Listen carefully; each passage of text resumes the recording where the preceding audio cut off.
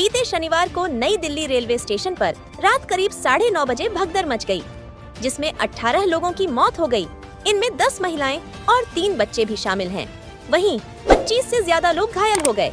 हादसा प्लेटफॉर्म 13 और 14 पर हुआ, जब श्रद्धालु प्रयागराज महाकुंभ के लिए ट्रेन पकड़ने पहुंचे थे। जानकारी के मुताबिक तभी अनाउंसमेंट हुआ कि प्लेटफॉर्म 14 पर आने वाली ट्रेन प्लेटफॉर्म 16 पर आएगी। तभी मौके पर हजारों की संख्या की भीड़ में अफरा तफरी मच गई और भीड़ फुटओवर ब्रिज पर चढ़कर प्लेटफॉर्म नंबर 16 की ओर दौड़ने लगी। इसी दौरान भारी भीड़ के बीच में कई लोग कुचलकर और दम घुटने से मर गए। चश्मदीदों के मुताबिक भीड़ हद से ज्यादा थी। लोग फुटओवर ब्रिज पर इकट्ठा थे। इतनी बड़ी भीड़ की उम्मीद नहीं थी। स्टेशन पर ही फूड स्टॉल लगाने वाले शख्स ने बताया कि मैंने कभी भी त्योहार में भी रेलवे स्टेशन पर इतनी भारी भीड़ नहीं देखी। उन्होंने बताया कि प्रशासन के लोग और एनडीआरएफ के जवान भी मौके पर मौजूद थे, लेकिन जब भीड़ हद से ज्यादा बढ़ गई तो इसे संभालना मुश्किल हो गया और फिर भगदड़ मच गई। सुनिए चश्मदीद की जुबानी हादसे की पूरी कहानी। भैया 9 बजे के आसपास हुई थी ये घटना। 9 बजे जब पुल है ना, इसके ऊपर बहुत ज्यादा पब्लिक हो गई थी और पब्लिक को बहुत कंट्रोल करा पुलिस ने, लेकिन पब्लिक इतनी हो गई कि लिमिट से ज्यादा वो संभाल ही नहीं पा रहे थे, इतनी पब्लिक आ गई थी। अब यहाँ दोनों तरफ गाड़ियाँ खड़ी थी तो ऊपर पुल के ऊपर जो है वो भगदड़ मच गई।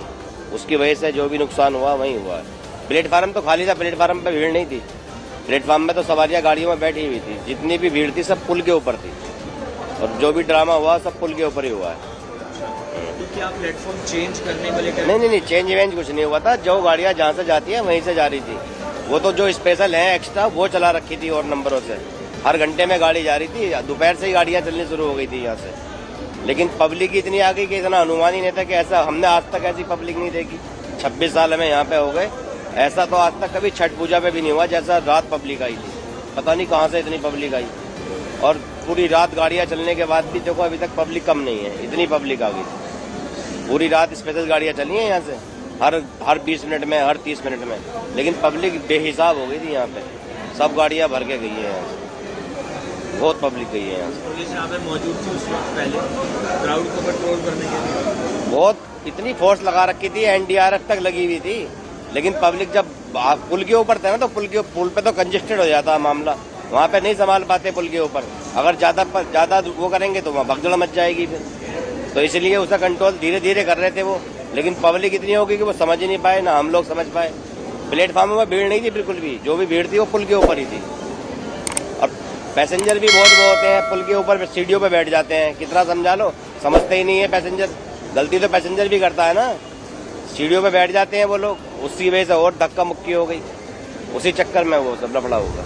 घटना के बाद स्टेशन पर अफरा तफरी मच गई। घायल लोग मदद के लिए चिल्ला रहे थे, लेकिन प्राथमिक चिकित्सा की सुविधा नदारद थी। लोगों ने रेलवे प्रशासन पर लापरवाही का गंभीर आरोप लगाया। यात्रियों ने बताया कि जब तक एम्बुलेंस और राहत कर्मी पहुंचे तब तक काफी देर हो चुकी थी। वहीं इस घटना पर डीसीपी रेलवे केपीएस मल्होत्रा ने क्या कुछ कहा, सुनिए। Individual to group to crowd and crowd to mob, ये जो ट्रांजिशन है, अगर इस ट्रांजिशन को आदमी बचा ले तो काफी हद तक इस पूरी घटना से बच सकता है जी। अगर सामने ट्रेन है, पता है कि उतने ही हमने कैंडिडेट्स को नीचे भेजा जो ट्रेन को आराम से बोर्ड कर लेंगे, तो अगर वो अननेसेसरी रश नहीं करेंगे तो किसी में वो इमीडिएटली कैटास्ट्रोफिक इफेक्ट नहीं आएगा कि हर कोई रश करे जी। अगर थोड़ा सा डिसिप्लिन एंड रूली बिहेवियर रखा जाए तो काफी चांसेस ऐसे इंसिडेंट के बच सकते हैं। हर आदमी अपने आप एक कैपेबल डिसीजन मेकर है। अगर लगता है कि रश बढ़ रहा है तो रुकना उस टाइम पे ज्यादा बेहतर है रादर देन उस टाइम पे ट्रेन को बोर्ड करना, क्योंकि आपके साथ बच्चे हैं, आपके साथ बुजुर्ग हैं, लेडीज हैं, तो आपको नहीं किसी और को चोट लग सकती। इस चीज को देखते हुए आपका हर स्टेप बहुत कॉशियस होना चाहिए। स्पिरिचुअली लिया हुआ डिसीजन स्पिरिचुअल ही तरीके से करेंगे तो बहुत ही अच्छा रहेगा जी।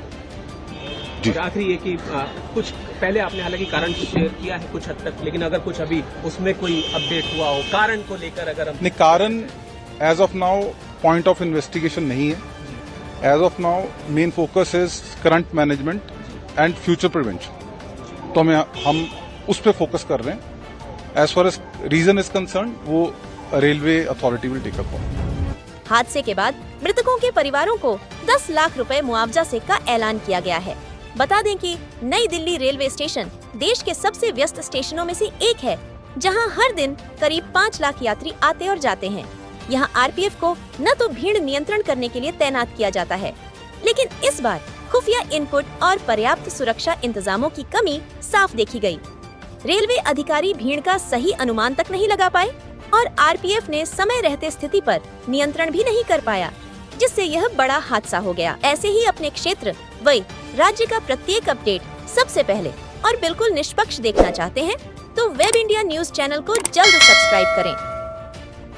वेब इंडिया न्यूज चैनल से ब्यूरो रिपोर्ट, दिल्ली।